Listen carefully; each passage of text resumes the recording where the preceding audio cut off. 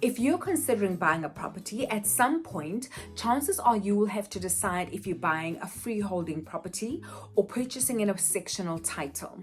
Now, depending on your needs, for some people it'll be a very easy decision to make, but some people will find it a little bit harder to choose. So what I thought we'd look at this week is some of the advantages and the disadvantages of both. So if you are at those crossroads, it'll be easier for you to decide. I'm Sebolelo, and welcome to the spot where we make your home buying and home ownership journey easy and peaceful. Let's start with the difference. A freehold is a property that it stands completely on its own. So you've got your own garden or your own living area. It's managed independently. You are not attached to anyone.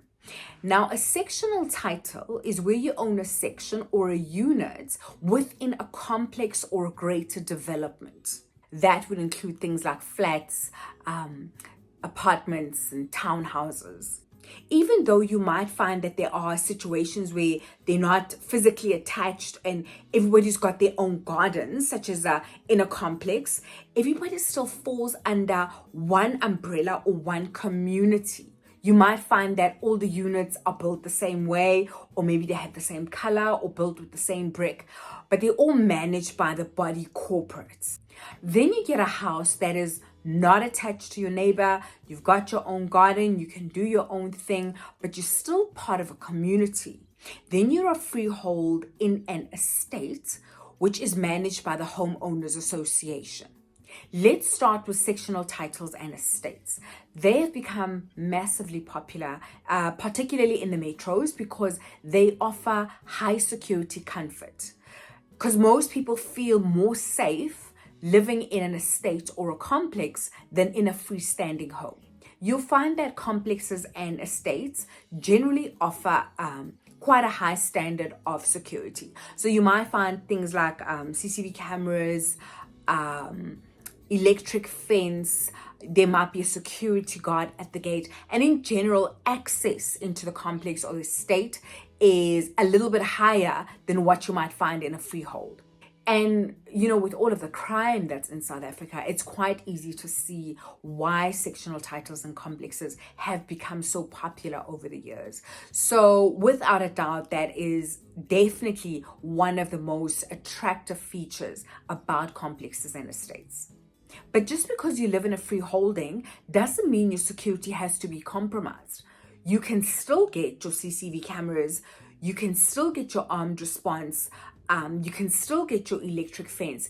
I think the big difference is that when you stay in a complex or an estate, the protection or the security is automated, whereas in a freehold, it's something you'll have to add on top of whatever, services you are providing for yourself. I use the word automated on purpose because it takes us to the next factor that we're looking at, and that is monthly fees. If you're finding this content useful, a like would be really appreciated. And if you haven't already subscribed, go ahead and do that and click the notification bell so you regularly get information about your home buying process. All property owners have to pay rates to the city or the council for the management of the town. So building clinics, for maintaining the road. I don't know about the maintaining of the roads, but you get the idea. So if you're buying in a sectional title or in an estate, on top of the rates, you also have to pay levies, and that is to maintain the complex. That guard that's there for your security, somebody needs to pay him. Somebody needs to pay for the maintenance of the garden. When you drive home at night and you park your car in your garage and you walk between the garage and your unit, there are lights on along the way. Somebody has to pay for those lights. That is what the levies are for. Maybe you're thinking that in a freeholding, you would also still need to pay, to cut your garden, to pay for your armed response or whatever the case may be. The difference is that when you have a freeholding, you have free reins. You can do what you want. You can choose your service provider. When you are in an estate or in a title, in a sectional title, Because you are part of a unit, you cannot make decisions on your own. Decisions are made by the body corporate or the trustees. So in other words, you as the owners, so to speak, will vote and the majority rules. Let's say there's a vote and the majority of the people feel they want a swimming pool at the complex. Even if you don't want one, you will still need to cough up this extra 500 Rand a month, the special levy, on top of the 2,000 Rand levy that you're normally paying, even though you don't want a pool. Whereas in a freeholding, you can decide, oh no, I don't want a pool, I'm not getting a pool. Or maybe you do want a pool and you'll decide, no, I'll get one once I have saved up and I'm ready for it. Whereas in the complex, once the majority has spoken and they decide we are getting a swimming pool in term X or February or July or whatever, then everybody needs to cough up what needs to be in order to get that pool that everybody has decided upon. In a sectional title, the body corporate also hires a management agent to collect the levies, to pay the service providers, and they in turn take a fee for the duties that they are providing. So part of the levies goes towards paying the management agencies for doing their job. If you've got a freehold, you get your salary, you pay your service provider, you're good to go. In an estate or a complex, there is generally more of a sense of community. Because the complex or estate is closed or limited physically, if I can say that, you know that if your child is not in the house, they are playing with Tabi or Carol, or maybe they are with Mrs. Safata or something, but you know that chances are they're in the complex and they haven't been abducted by some random person.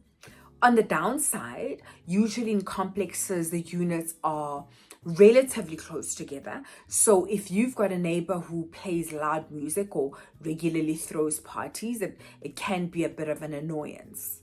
The other thing to remember about sectional titles is that, we as Black folks sometimes, we have ceremonies, we have traditional processes, and, I don't know what to call it, but if you're Black, you know what I'm talking about. So sometimes we have to have these gatherings, right? And if you live in a complex or in a state, you can't just roll up in the gates with cattle. Do you know what I mean? Can't just be slaughtering a sheep in your backyard. There's a lot of strict rules in complexes and body corporates. So if you are one of those people who regularly does that sort of thing, then maybe a complex or an estate is not for you. Whereas, like I'm saying, if you stay in a house, you've got substantially more free reign to do what you need to with your family or with your friends or whoever it is you need to take care of. When you live in a complex, the management of the common area is not something you need to concern yourself with. Anyone who has a freehold and manages their own pool will tell you there are times when you even ask yourself, could you why did I get this pool? Because especially in times like winter when nobody's using it, it gets so difficult to maintain.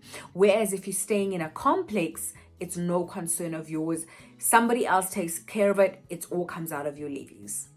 One of the nice things about a freehold is that you often have more space, more physical space. So a lot of the time, flats and townhouses are, a little bit more cramped, whereas your houses, the rooms are substantially bigger.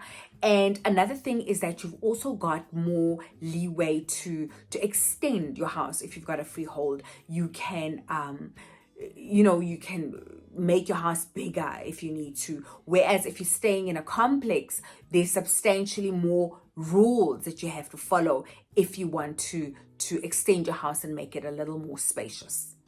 One of my clients bought in a complex, and she was like, oh, I'm going to tint the sliding door. I was like, yo, you must go ask the body corporate.